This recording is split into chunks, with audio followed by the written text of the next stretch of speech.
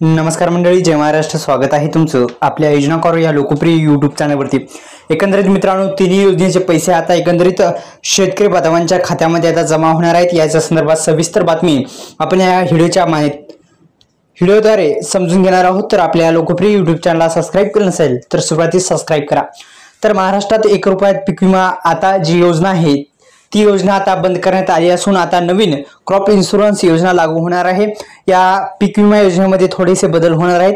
शेतकऱ्यांना आता 2%, 2.5%, 1.5% आणि 5% प्रीमियर भरावा लागणार आहे. जाणून घ्या नव्या योजनेचे तपशील आणि अनुदानाची माहिती. राज्यात गेल्या 2 वर्ष सुरू असलेल्या 1 रुपयात पीक विमा योजनेचे पैसे आता 12 मेच्या अगोदरच शेतकऱ्यांच्या बँक खात्यामध्ये आता जमा होणार आहे. ती आनंदाची बातमी शेतकरी बांधवांसाठी. पहिली योजना म्हणजे कोणती? तर पहिली योजना आहे ती म्हणजे पीक विम्याचे पैसे आता शेतकऱ्यांच्या बँक खात्यामध्ये आता जमा होणार आहेत. दुसरं म्हणजे मित्रांनो, दुसरी योजना आहे जी अतिवृष्टी आणि नुकसान भरपाई या योजनेचे पण आता पैसे 12 मे अगोदरच शेतकऱ्यांच्या बँक खात्यामध्ये आता जमा होणार आहे. ज्या शेतकरी बांधवांना मिळाले नसतील आता मिळणार आहेत. आणि या जी पीक विमा योजना आहे या पीक विमा योजनेमध्ये आता बदल होणार आहे.